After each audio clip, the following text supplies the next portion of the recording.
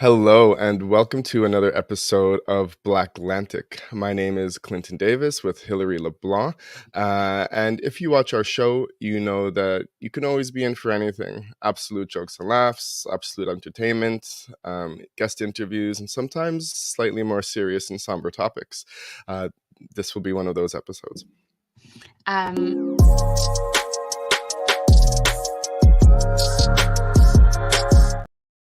that's going to be the only joke this episode. Is us starting the intro a little too soon. Probably not.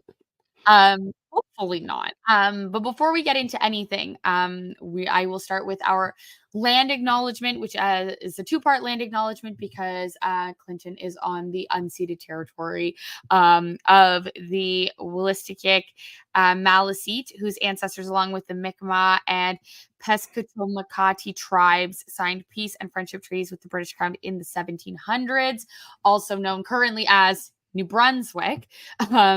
And let me just find, why don't I have both open? Here we go.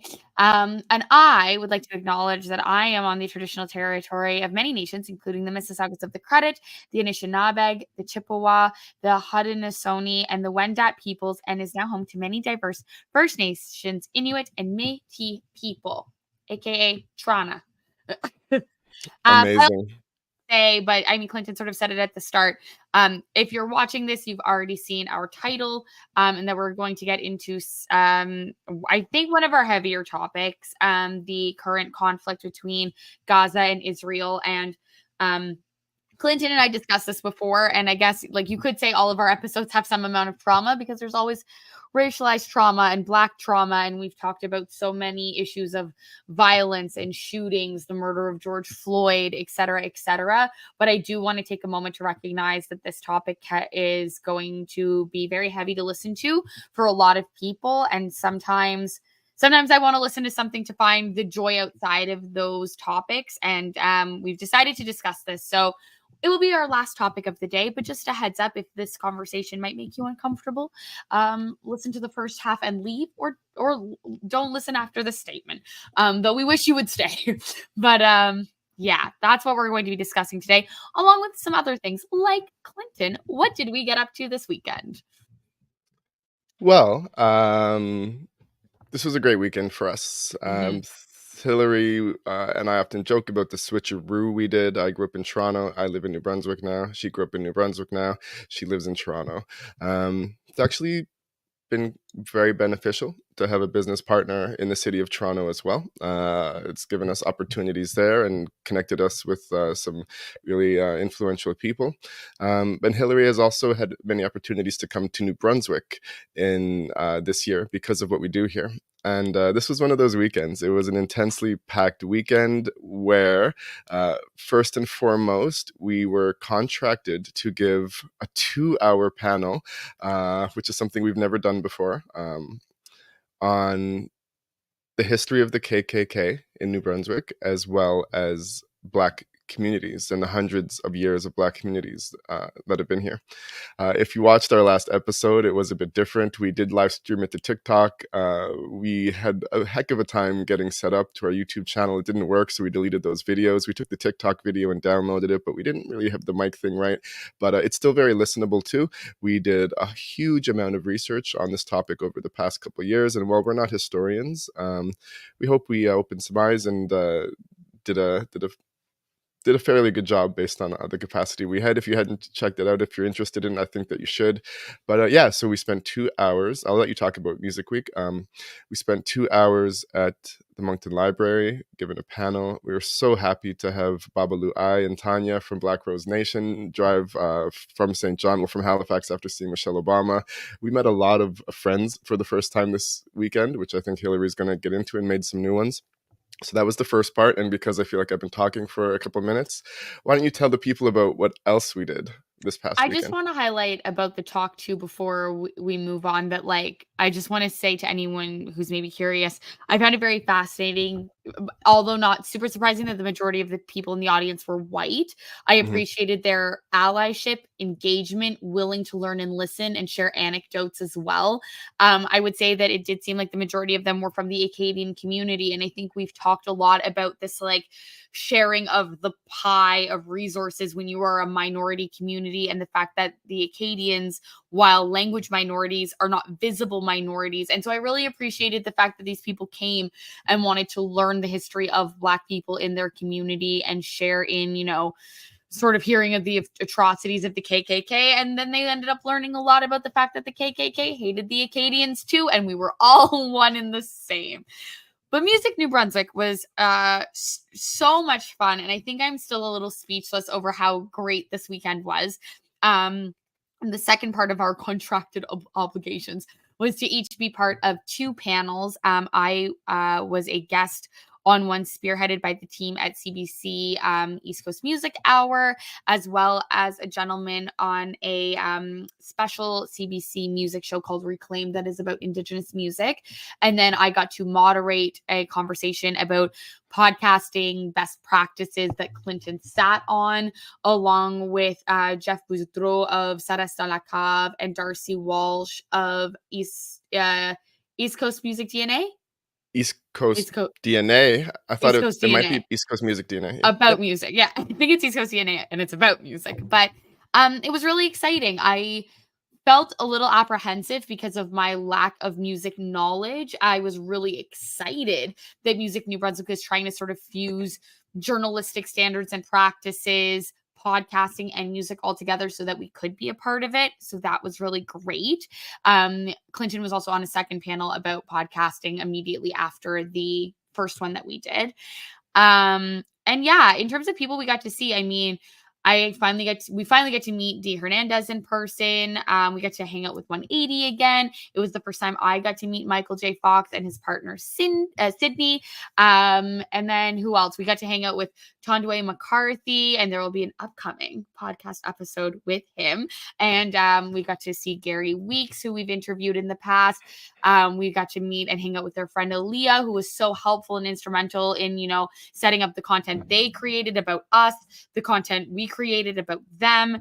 I feel like I'm forgetting people, but it was we had this like little Black family amidst this very white English and Acadian music celebration, but also got to share in those things as well. And I thought that it was just a very nice coming together as well. It was very emotional for me, and I was really happy to be a part of it. Yeah, it was really uplifting, that's for sure. No, I think you got everyone else. We met a really prolific visual artist right at the very end named Rothschild, who I think we'll have Mhm. on the panel in the future. I checked out some of his art, and Nice. it's fascinating. It's really good. Yeah, so we had a nice community, and we did the second panel about music and podcasting, why it's important for musicians to be on podcasts, as well as the question: should musicians just start their own podcast, because it's just a great way to connect with fans. I didn't see any reason for you to be apprehensive about being there, because to be honest, other than the one photographer, all the different podcasters that were present, they were really the only media that was there. They were the only, sorry, there was CBC, but they were the only really media on site. We were the ones filming, recording, taking videos, posting to our social media channels, and tagging. So there was really an added benefit of coverage during that weekend. I will say that there was probably more diversity representation during this New Brunswick Music Week than ever before in history. Mhm. Uh, I can't speak to why over the decades there hadn't been more of an effort, but to the current team there doing what they're doing, it's definitely there, and it's definitely growing. I believe they will continue to learn from this event, and Mhm. I do have questions that I'd like to pose to them specifically and not discuss here. But overall, it was wonderful. We are both. I'm so grateful to have been a part of it. I met and forged connections that I think will help me in what we're doing here with podcasting, as well as music as well.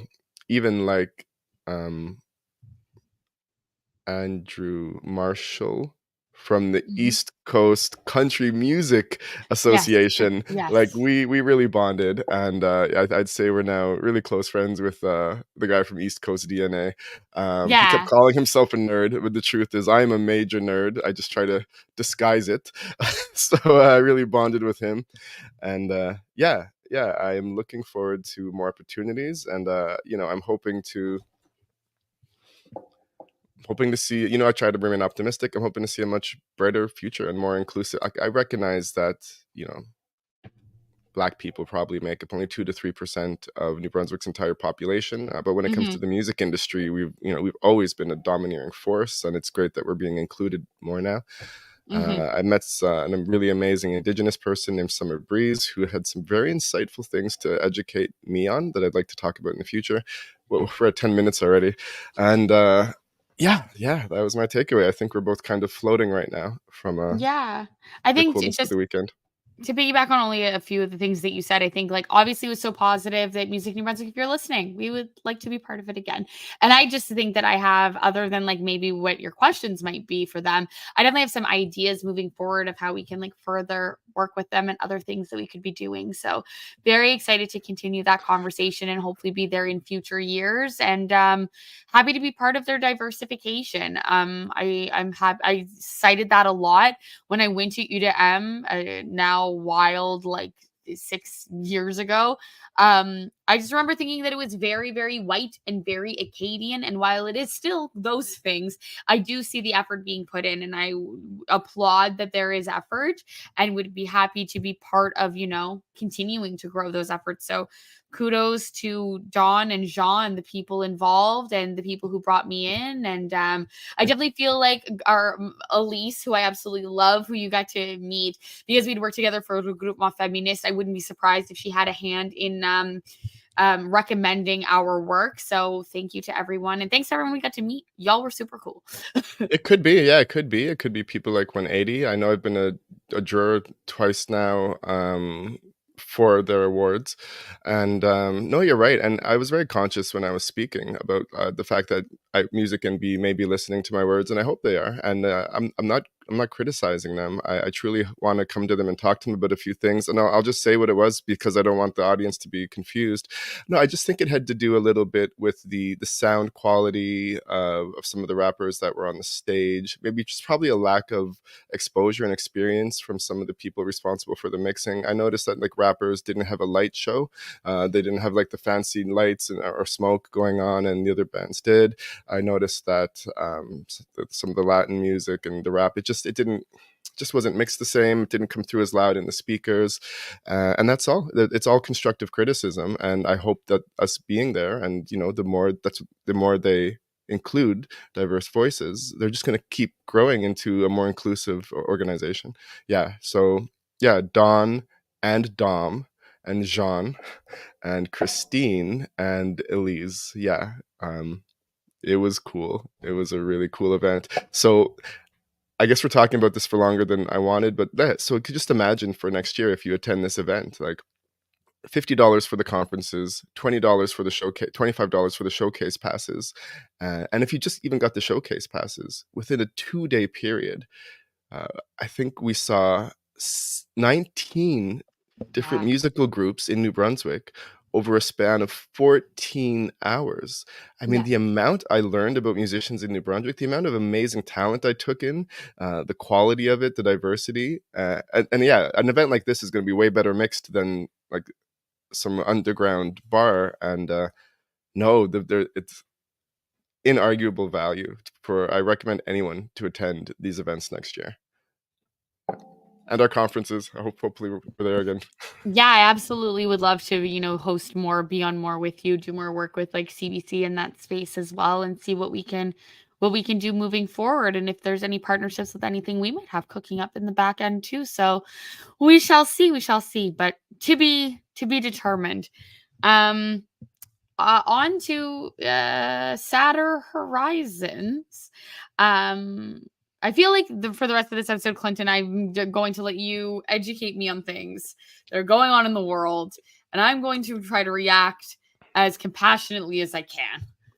Yeah. So Hillary and I discussed that. I don't want to speak for you, but I months ago, like even though we do this, we know everything going on with Bill C-18 and the difficulty in accessing news. Accessing the news all the time is hard. The news doesn't thrive on positive, happy-go-lucky stuff because that doesn't get the clicks and the traction. So there was a period earlier this year where I didn't consume any news whatsoever for months. I needed to pull away from it. And you recently discussed with me that you hadn't been consuming news yourself. And I think that's incredibly healthy. It's good to be educated and aware of what's going on in the world, but it can also be crippling and depressing, and it can affect your ability to have your own state of mental health. And it can easily be argued that, how can we sit silent when other people around the world are being oppressed? And I don't have a good answer for that. But I just know that when it comes to personal mental health, that's important as well. So many people have been killed in the States since George Floyd's murder. Many white people and many black people have been killed by police. A certain percentage of those people killed were unarmed.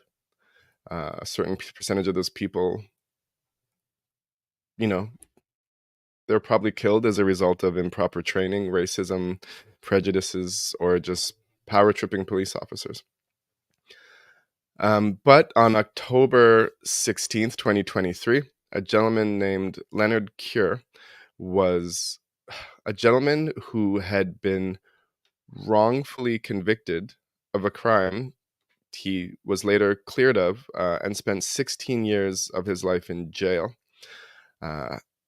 Was released. I believe he was offered some form of financial compensation. I think the article you sent said $817,000. Yep. Which, again, I'd rather have the 16 years of my life. Yeah, I don't think 817,000 equates to 16 years of life. Go on. Absolutely not. Yeah. I've seen this reel floating around social media lately about this guy asking people on the street, like, what would you say if I give you $10 million? Would you want it? Would you take it? And everyone's like, oh, yeah, of course. But then what if I said, I'm going to give you this $10 million and you have to spend it all in one day, because if you take the money, you're not going to wake up tomorrow. Like, this is the last day of your life. And, no one wants that $10 million. And so the point of the reel is that, okay, so what you're saying, that simply waking up every day of your life is worth more than $10 million to you, and how important it is to wake up, and obviously how important it is in this case to be free. So this man was released from prison. He was pulled over for speeding in the state of Georgia. I did watch the majority of the video of the confrontation. Not all of it. It's half hour from different angles. And to be honest, I still haven't watched the 10-minute killing of George Floyd because I don't want to. I've only seen like a 1-minute clip. But what I did see was the police officer very aggressively yelling out, telling the man to get out of the car, very aggressively approaching the vehicle, at which point a brief argument took place. He said he told Leonard he was being arrested, at which point, he argued and said he shouldn't be arrested. He argued if I was speeding, then give me a speeding ticket and that should be it. Almost from the beginning of the confrontation, the officer pulled his taser and had it focused on him. At some point, Leonard complied. He put his hands on the vehicle as he was supposed to, and he was angry.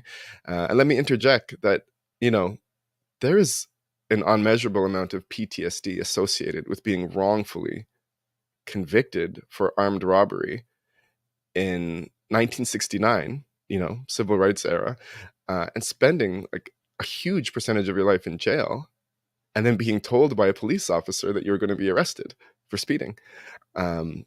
So I can't speak for him. I don't know what kind of trauma responses he was having. I know nothing about the individual himself. What I do know is that he was complying, albeit he was upset. And in the video, he has his back to the police officer, and he simply just puts his left hand slowly straight up in the air, and for some reason that was enough for the police officer to discharge his taser into the man's back. Tasers aren't as effective as you think at times, especially when adrenaline is rushing. Cure then turned around, ran up to the police officer. A struggle ensued. I did see that, Leonard had his hands on the police officer's face and possibly neck. I did see that the police officer attempted to hit him at the side with a baton multiple times. And then I did see that the police officer shot Leonard Cure. This police officer is his name in the thing. He was previously fired from a different police department for violence, for unnecessarily violence. I don't know if there's a shortage of police in the States. I don't know why people are just transferred to other departments. It makes me think of the Catholic school just transferring popes around after abusing children. Instead of dealing with the situation, they just take them out of the city and put them somewhere else. I don't know how you'd be fired from one police department and hired to another. But so Leonard Cure died after spending 16 years wrongfully imprisoned in America and simply exercising his right to be angry. I've seen many white people do in videos and not be killed, being angry over the prospect of being arrested, especially when a police officer, he was speeding. He was speeding, that's for sure. He was going way too fast. But to just walk up to the car screaming aggressively, telling him you're going to be arrested, telling him you're going to jail. I can't condone his attacking the police officer. I've never been shot with a taser, but after he was shot with the taser, he ran up to the police officer, a fight ensued, and so he was shot dead. So that's what happened. What are your thoughts on that? I just want to clarify one thing that you said, because it sounded like you said that he was arrested in this 1969 civil rights movement era. But he was arrested in 2003. 2003. Thank you. He might have been born in that era. Born in 69. Yep. Yeah, arrested in 2003, released in 2020, and therefore had only been out for the past 3 years. Then shot. You touched on what I was going to say, which was I cannot imagine the trauma of even seeing a police car after having spent 16 years in jail, let alone having to interact with one and to try to fight for your rights while probably having a trauma response and very afraid.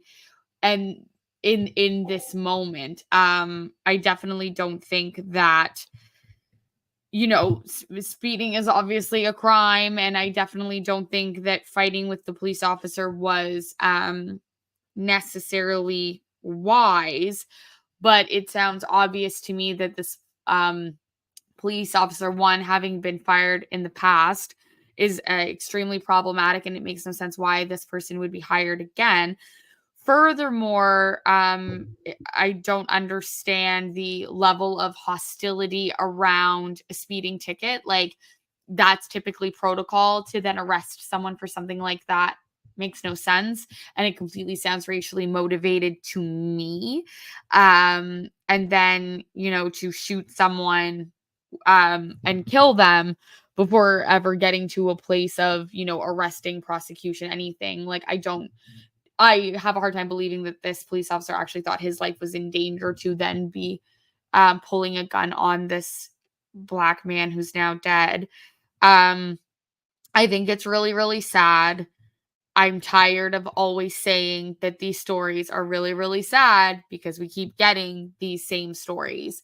I think it's just extremely frustrating that it feels like there's no change coming. And that we're still being met with the same kind of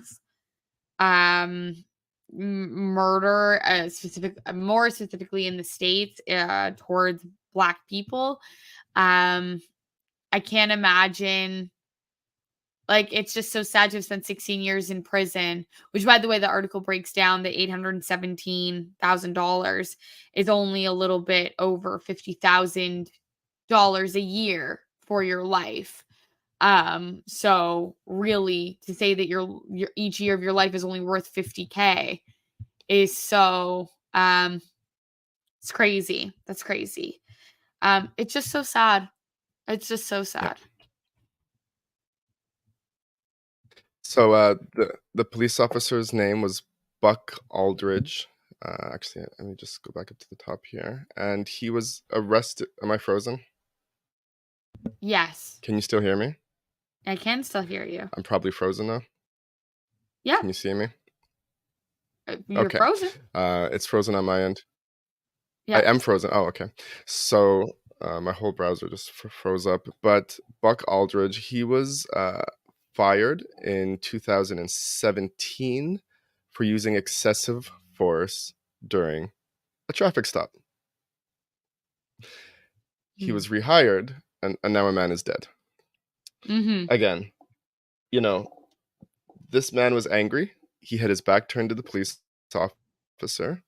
He raised his hand in the air with his back turned to the police officer. He possibly was refusing to put his hands behind his back because he hadn't yet accepted that the justification for his being arrested.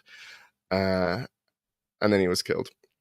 Yeah, no, there's no amount of money that can compensate for 16 years of your life. And yeah, the very real fact is, there's no amount of money that you could offer me that would let me be okay with not waking up tomorrow. Yeah. Which is what happened here. I'm gonna. Can you pause it? Yeah. The other thing that I wanted to add is that to your point about like the right to be angry, it just feels like that's something Black people are always like persecuted for, either in real scenarios or like persecuted in the sense of like Black athletes aren't allowed to get mad on the court. How many times have we heard of Serena Williams, Venus Williams, other, tennis players getting mad at like bad ref calls and just pointing out issues and then getting mocked for being, the angry Black woman, or told that they're being unprofessional. And in this very real setting where you're allowed to be, one, having a trauma response, and two, angry because you're being pulled over for something you're legitimately doing, but then having your treatment be so wildly inappropriate that you would be, I think, entitled to being angry. And I do think that, like, I think to me what's crazy, the whole story is crazy, but what I think is crazy to me is that like no one's gonna ever be happy to see the police. Like, I would not, as a police officer, expect to be met with joy because I am about to reprimand somebody for something that they are doing, or I am instilling fear in them that they are about to have a fine, get arrested, or something. I get afraid of seeing the cops. Even when I forget that I'm Black and I'm not even doing something wrong, I inherently do not like them. It is in my DNA to be concerned. And so I don't know what person is ever going to get pulled over and isn't going to feel annoyed, inconvenienced, uncomfortable. And so, like, are they expecting someone to hand them a Tim Hortons coffee and a donut and be so happy to see them get a fucking speeding ticket? That's not the reality. And it goes back again. Now I'm mad. It goes back again to this idea that they need proper training and to be of a specific psychological, cognitive ability and mindset to understand that no one likes you, but hopefully your family. No one you pull over is going to meet you with sunshine and roses. And Black people, white people, any person is allowed to be angry that you are about to hand them a speeding ticket, a fine, pull them over, slow down their day, etc.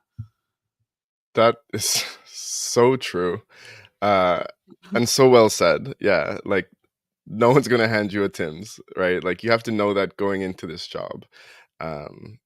You want them, yeah, I guess you expect if anyone wants to watch the video, I mean, don't watch it all, and there's versions where there's no blood, obviously, or you don't see the actual shooting take place. But yeah, the man got it, and speeding can kill. But at the point that the truck was pulled over, there was no one that was going to get killed by his previous speeding that had already happened, and he was pulled over. And when the sirens went off, he pulled over like he was supposed to do. So while there could be the adrenaline of the fear of someone being killed, by the time the police officer got out of the car, there was no one that had to be killed. And again, I've seen these videos of white people going off on the cops, going off, and nothing happening. So there's definitely like a racial. Yeah. In a world where we have like songs like fuck the police and sayings like all cops are bastards, don't expect to be handed a dozen roses. No one likes you, man. Like Yeah, you're by taking a metal job or groups. you are the enemy. And that's just not rap. Like metal groups, punk bands, like rock band, they all say they all say the same stuff about the Yes. police, right? Even country songs. I've heard a couple country songs recently that say that. So this is not unilaterally associated to black music either. People just don't like Absolutely. the cops. And I will say, to the surprise of many, that while I have been mistreated by a police officer, many of my encounters with the police have been relatively civil. And still, if I see lights go off anywhere, I get an instant trauma response, and I'm afraid. Like I have a fear of like, okay, what am I doing? Am I doing anything wrong? What do I need to do? Like, do I need to check this? Or like, and yeah. So there have actually been many people killed in the States in the past 3 years that we haven't even talked about because it happens all the time. But this was a pretty big one. This was a pretty big one because the officer has a history of being arrested for violence during a traffic stop and then hired in a different city, and he's still doing traffic stops, and he killed someone.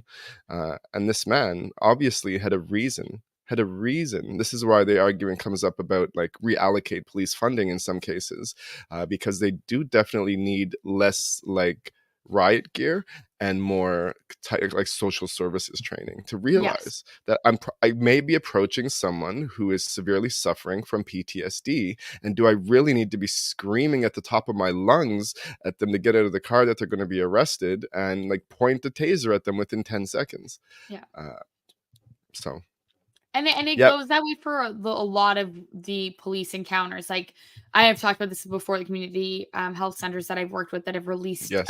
reports showing that when dealing with the homeless people or precariously housed people, you don't need to be just moving them from location to location or condemning them because they don't have a home. Sometimes they just need a hug. Sometimes they're just mentally ill. And to go in there, literal guns ablazing and screaming because you think that's the best way to protect yourself is only creating a more hostile environment. So, Yeah. overall, I'm still of the position of abolish the police in the sense that reallocate the funds for social services. Don't get rid of the police, but we don't need this many of them. What are we doing? Thank you for coming to my TED Talk. Okay. We're gonna move on to our last topic of the episode. Okay. So this is a hard topic to discuss. Like we like to remind people that we are not entertainers. Sorry, very much entertainers. That we are not We're not historians. entertaining. We are also not news reporters, political analysts, and I can't say that I understand in enough detail the entire political spectrum of the Middle East or anywhere else in the world. I will say there are people in my family who this affects. I will say that, I have had my eyes glued to news sources and YouTube videos and TikTok content for weeks, not just Western media. I go to my way to consume media from other countries. I think a lot of us had to read 1984 as children, and I'm fully aware of the propaganda machines of all nations. I know that in Russia, the propaganda is pro-Russian, and in the West, the propaganda is pro-Western interests. I also follow on Telegram a channel called Military Beasts, which is just packed full of, everyone has a cell phone. It's packed full of content from both sides of the atrocities of war. Things posted by civilians, things that I would certainly call war crimes, things I've seen brutal killings of human beings on both sides. We are a Black-centric podcast, and I will say I've seen more of killings on one side than the other. We are a Black-centric podcast, and I was challenged to discuss the parallels between some of the things happening right now, and between Black communities and Black history. So I'm going to do my best to do that. And Hillary, after I say every point, please either chime in or feel free to say that you don't have anything to say about it. Obviously, anything is fine. I do want to say, though, before I start, that I'm sure for many Israelis and Israel citizens, both in Israel and around the world, uh, they have been taught, and again, here's where I say I'm not a political analyst, that taught that they are surrounded on all borders by, darker skinned Middle Eastern Muslim Arab people who hate them and want to annihilate them and think they should all be eradicated. And that probably brings up a trauma response based on the atrocities that happened during World War II. But I also think the Black community shares a collective memory of systemic injustices similar to people in Gaza. I think there is a parallel between the situation taking place, just based on well-known facts, not like recent media news or sensationalism or reports, but just facts. There was a Zionist movement created in the 1800s in which the founder believed that Israeli people deserved. It's weird when people say Jewish, because Jewish kind of indicates a religion and not a group of people. And I wouldn't say it's so, we always say the Jews, but I would say that there are many people labeled as Jews who are not religious in the slightest sense at all. They just have a common heritage of coming from certain parts of the world. Hebrew is a language that no one speaks anymore. And then there's Israeli citizens. So I think people always mix up those terms. But in the 1800s, there was a Zionist movement formed where the founder believed that people of Jewish descent deserved their own land to live in. At the time, Palestine was controlled by British occupation. They were colonizers in the region. And in 1918 or 17 or 19, after or during World War I, I believe it was Lord Rothschild who had declared that, he agrees that the Zionist movement deserves their own land. There was growing fears for their well-being. I know the Nazi Party came into existence in Germany decades before World War II started. So he had mentioned something about people of Jewish origin getting part of Palestine. After World War II in 1940, between 1947 and 1949, the UN proposed a partition plan leading to the declaration of the State of Israel in the region of Palestine, where Palestinians have existed for thousands and thousands of years, just as long as everyone else. And I will say there are Jewish Palestinians, there are Palestinian Israelis, there are Christian people living in Gaza, there used to be Jewish people living in Gaza. I know that in Canada, there are many Jewish origin and Palestinian people married, and the high school I grew up in, everyone here, they're all friends. But anyways, so they were given their land. It was supposed to be a two-state solution. I do believe there was some upset from Palestinians about them getting less land, and everyone likes to dwell on that. In 1948, Israel declared themselves their own independent state. An Arab-Israeli war ensued, and at that point, about 750 Palestinians were removed from their generational homes, and they were not allowed to return. This was called the Nakba, which is like the Great Catastrophe. There have been many wars since then. There was a 1967 Six-Day War in which Israel occupied the Gaza Strip. From 1987 to 1993, there was the first Intifada, which was a Palestinian uprising against Israeli occupation. They were called the PLO, and it was during this period in 1988 that Israel helped to form Hamas. Similar to America and the Taliban, they helped form Hamas to fight the other organization that was fighting against him. Anyways, In 2005, Israel unilaterally disengaged from Gaza, but they maintained control over their borders and airspace. So again, this is a fact. Gaza is completely encompassed, and they're not recognized as a sovereign nation or a state. In fact, access to their water, fuel, electricity, internet, and medical aid is all controlled by another nation. And there's been conflict ever since. Hamas took control over Gaza, leading to a blockade by Israel and Egypt. And there's been several conflicts over the years. And I just draw parallels because, both Palestinian and African slaves underwent displacement. They were taken from their homes, and they've lived under oppressive systems for decades and hundreds of years. There is the segregation and the discrimination, which reminds me of the Jim Crow era. In the late 19th century to the 1960s, where the segregation and discrimination faced by Black individuals mirrored the restrictions and separations placed by Palestinians in certain areas. I watched a video by a Jewish woman this week. She's married to a Palestinian, and she says how she has free access to go anywhere she wants in Israel, but her husband doesn't have equal rights. There's 500 different checkpoints in the West Bank. Of course, you can't leave Gaza. You can't get into Gaza. It's a very heavily secured area. And there's a certain segregation that is well documented and taking place, and that no one is denying. I'm not saying anything that is a rumor. No one's denying that these things are taking place. The civil rights movement of the 1960s, a struggle for equal rights after hundreds of years of oppression, also has clear parallels with the Palestinian struggle. And so I am reminding people, I am not attributing any reasons to why these things are taking place, but these things are taking place. Palestinian people living in Gaza want the option to be free, to move around freely, to educate their kids, to build what they want to do and stuff like that. And then if you bring that to a modern era, there's still systemic injustice, and that's part of the reason why our podcast was formed.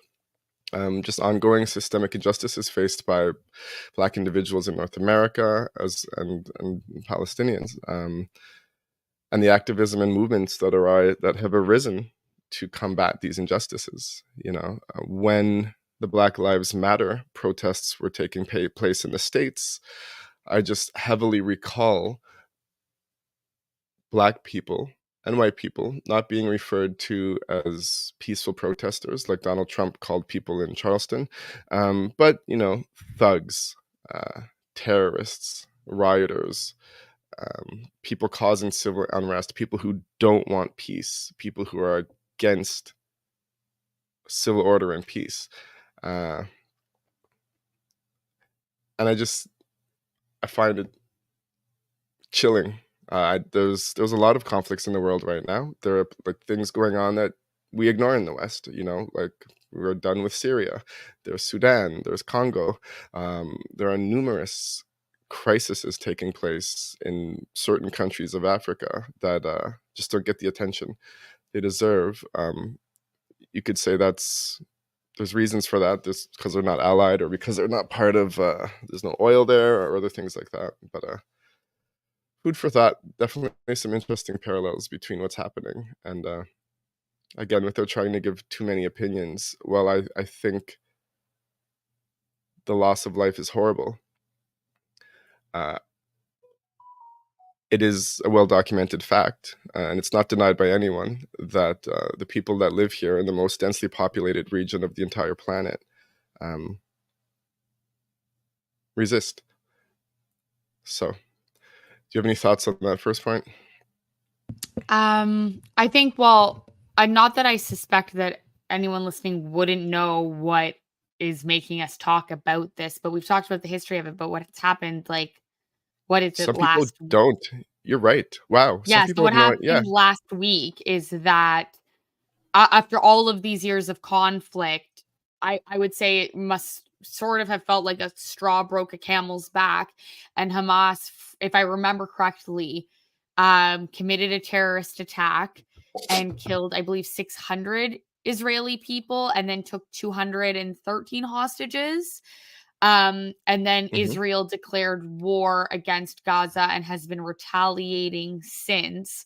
And I see that in our secret shared notes that you've got a list of some of the atrocities that have gone on, from mosques destroyed and churches. I've seen the footage of a lot of the hospitals that have been bombed. And I think the key takeaway is that of the, I think, over 2 million people that live in the Gaza Strip, over half are children. And so what is happening is it's over 1 million children that are actually facing this, I guess you could say, retaliation. And I think the point in trying to share this, very well said, by the way, very well said, and highly educated, as highly educated as we can be, um, analysis of the history is that, uh, I know you said without sharing your opinion, but I will, despite everything that I've said from back and forth with you in private, I will share my opinion that this conflict comes from years and years of conflict and occupation of Israel into Gaza, and that there are a lot of parallels that mirror a colonizer and oppressed, person situation. And while I know with my entire being that this podcast is 100% condemning any of the violence that is occurring, it's hard to say that there isn't one one instance that hasn't domino affected the other instance on either side of this conflict. And that's a little bit of what's happened in the last, I think, like, what, 10 days. Yeah. Um, yeah.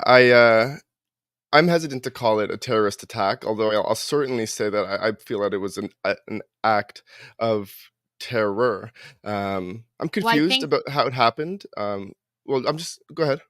I was just going to say that Canada legally recognizes Hamas as a terrorist organization, and I think that's why we call it a terrorist attack. Okay, but I don't speak for Canada, and I don't No, personally I'm feel that it's I don't like. I'm confused how it happened. I know that Gaza is one of the most heavily guarded borders in the world at all times. I know that you can't come or go, and that you're just the soldiers. And even when I went to Egypt 9 years ago, I couldn't. Every intersection had armed officers, like with machine guns and jeeps, and I just not only can I not understand how Hamas was able to train so well with constant surveillance over Gaza, which is a very small area, a couple hundred square kilometers, like paragliding into events and breaking through fences and taking over bases that seem to have no guards in them. And I also don't know why it took the IDF between 4 to 10 hours to respond at all in the multiple regions that were attacked. And, those are questions that will have to be answered after this war is done. I actually don't also call it a war. Um, Gaza is not recognized as a sovereign state. So I don't know how you could go to war. It's like saying I keep my kids trapped in a room. Not my kids. I keep another adult locked up and trapped in a room, and they tried to escape and they punched me in the face. So I put them back in the room, and I got all my buddies to come over, and now we're going to punish a person for trying to escape. Like I said, I'm gonna do my best to not give my opinion, and it's gonna be hard. That's one of the parallels I see. Yeah, you mentioned the um mosques destroyed, churches destroyed, 59 attacks on healthcare hospitals, 17 hospitals damaged, and this is actually directly from the United Nations. So again, I'm not saying anything that is radical. mhm. 180 educational facilities have been hit. 30% of all housing has been destroyed. Uh, and I think the more up to date number is close to 50%. So I don't know what the goal is, and I just think it's a bit of a disproportionate response at the moment. I don't think this kind of a response has resulted in the kind of peace uh, that is needed in the region either. Um, I don't know if I cut you off a couple minutes ago. No, I was just going to add that this ABC News article that sort of outlines a bit of the timeline says that on October 7th at 6:30 a.m., an estimated 2,200 rockets were fired towards southern and central Israel, including Tel Aviv and Jerusalem. And that's the statistics according to the Israel Defense Forces. Hamas October. actually claims. Sorry, go ahead. No, go ahead. I was just going to say that Hamas actually claims that it was 5,000 rockets that they fired, but that they all landed in southern and central Israel. And then armed Hamas militants, many on motorcycles, storm blockaded areas of the Gaza Strip, shooting at Jewish settlers. And then shortly after that, attacks continued. And now it has obviously deeply escalated from there. But that is sort of, I guess, this initial timeline. Again, to your point, I'm not sure, like, knowing what we know about all of this intense surveillance and stuff, how this could have occurred under their nose. But that is sort of, I guess, the initial incident that catapulted all of this. Yeah, you're right. And I mean, one thing it's important to know is that rockets are not bombs. And, motorcycles are not tanks and military jeeps. Like, the Hamas is fighting with very limited equipment. I know they have drones. I know most of those rockets didn't hit Israel because they have an amazing Iron Dome technology. But rockets are kind of just like throwing grenades that, can go really far. They don't do anywhere near the damage of one bomb. And, within the first 6 days of this conflict, Israel dropped over 6,000 bombs on northern Gaza, which is more than any of the United Front forces during the entire 20-year Afghanistan-Iraq conflict dropped in any given month anywhere. It's just unparalleled, the amount of Um, bombs being dropped. there's a sort of a tally thing on this article that says based on October 23rd, there were 1,400 dead in Israel with 4,629 injured. But there's 5,087 people dead in Gaza with 15,273 people injured. 32 Americans have been killed in Israel. Over 1 million Gaza residents have been displaced. There's 222 hostages taken by Hamas. And then there's 300,000 Israeli reservists called up, I think, to fight. And then Hamas and Islamic Jihad fighters, there's 50,000, just to give some statistics. And Okay. to sort of answer your question about not my opinion, but I guess my thoughts and sort of what I was sharing with you before the show is that, like, I also have, family that is like Muslim and could be, negatively portrayed as somehow a part of this to people who are ignorant or do not, have proper education. We know in the States that there are white people who have started to murder Muslim people over what is going on in the Middle East. I know people personally who have been chased in the streets here in Toronto for simply being brown. And we can only assume that it is this incident heightening racism towards them.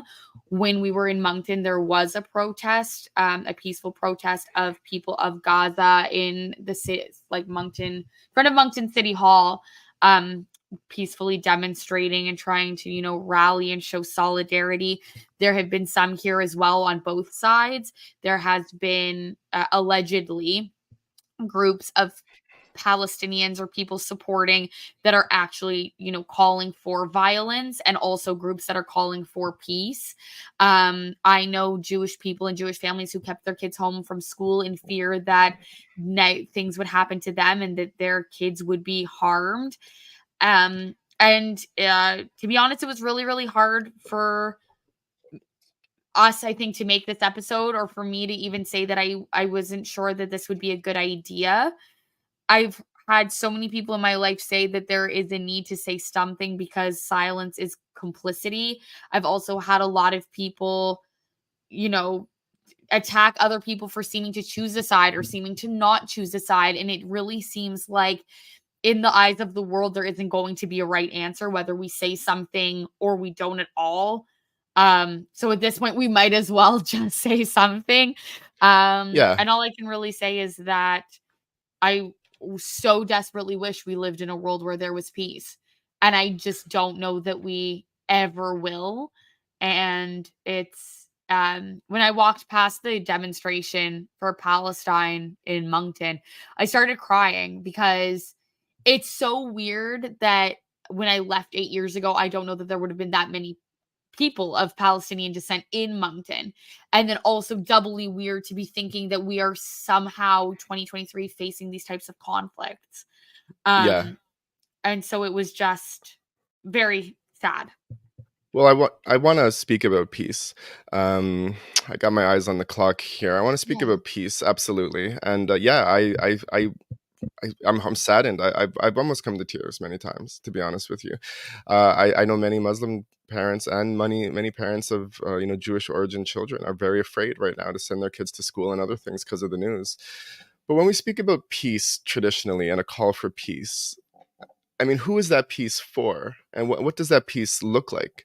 After George Floyd was murdered, and there was calls for peace, and then because people were rioting, we weren't even rioting that much, and because there were protests and marches all over the world, that meant that we were not seeking peace. So peace is only good for the oppressor or the controlling power if that peace means that the people who are being oppressed, nothing changes. What good is that peace if there's no equality in a society? So when we say for peace in the Middle East, what does that mean? Does that mean that the people trapped in the Gaza Strip should continue to be trapped in the Gaza Strip? And again, this is not a myth; like, they are trapped. Um, I know that Hamas doesn't exist in the West Bank, which is the other area in what used to be Palestine that um, that is, over there where there is no Hamas, which is the political ruling party in Gaza. Over there, Palestinians, their land, and this is not myth, their land is regularly being annexed and taken from them to be given to, Europeans or other people that move over there. And what is the point of peace if nothing ever changes? After all the dust settled from the George Floyd marches, did anything change? We often say on the show, well, not really. A lot of people were scared. A lot of people made promises. Some things changed, but not much. And, if I lived in a country where we were 100% controlled by another country. Let's say in Canada, we're 100% controlled by America. We couldn't go anywhere. I couldn't go to my friend's house. I couldn't go to work. I couldn't go to school. I had to spend hours of every day in checkpoints.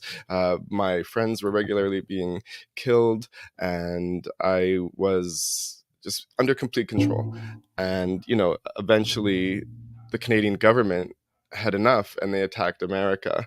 And as a result of that attack, America decided to bomb the entire province of New Brunswick, and they justified it, even though I had no say in that, even though I wasn't involved in the war, I wasn't involved in the politics or the government of that happening.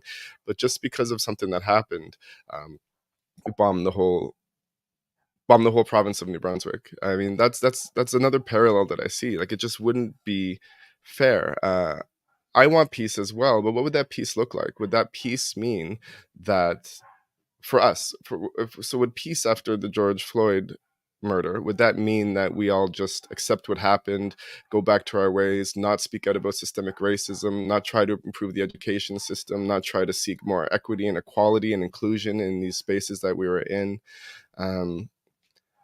I don't understand how, when Russia annexes land in Ukraine, Russia's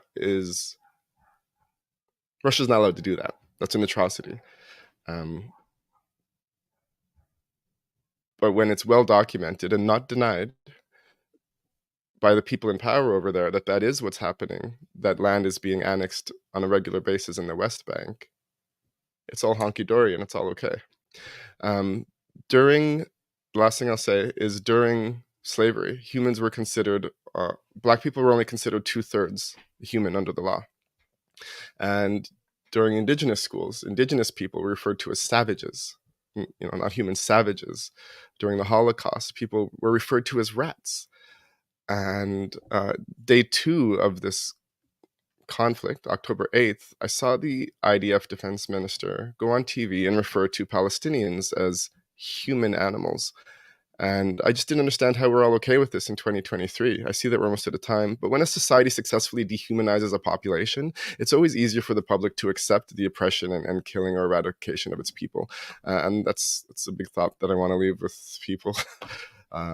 If we let the media influence us too much, then we dehumanize. It's so much easier to kill a mosquito than a human, and I feel that's what the media, I'm not talking about Israel, that's what the media is doing. You got 10 seconds, Hillary. More on this in another week, I think. Sure. Yeah. Okay. Thanks for listening. Post your comments. Bye.